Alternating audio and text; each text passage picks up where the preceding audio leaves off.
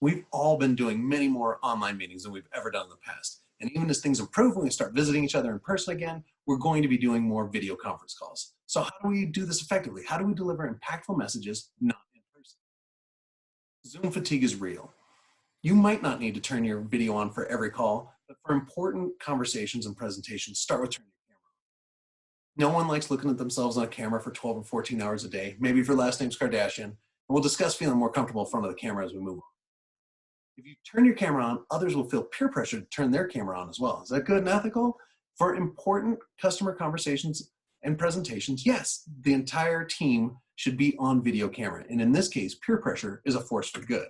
But let's take a step back. If I try to join your call and you don't allow me to join before you, as weak sauce, go and make those changes in your settings.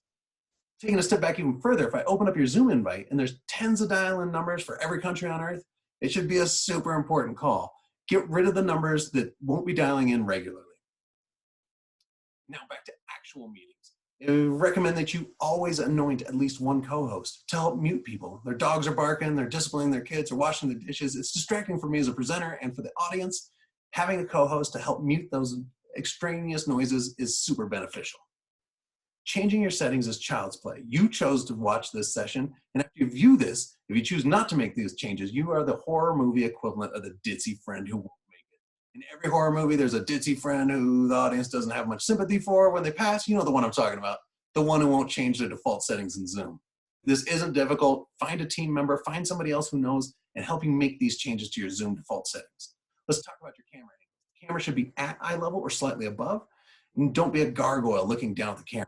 When the Roman Catholic Church was converting everyone in Europe, everyone was illiterate, and the gargoyles are appearing, and it's these fearsome, destructive beasts reminds the laity the need for the church's protection. If that's not the idea that you were trying to convey, change your camera angle.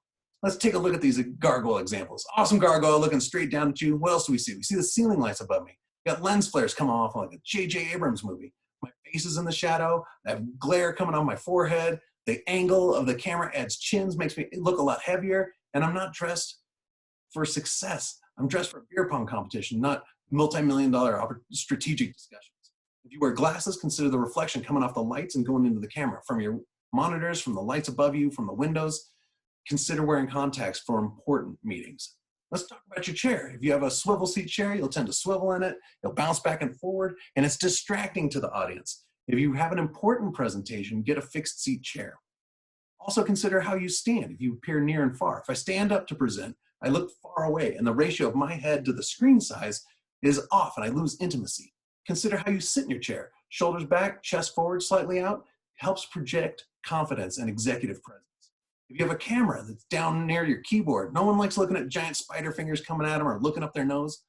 Get a better camera angle. You will come across a lot more effectively.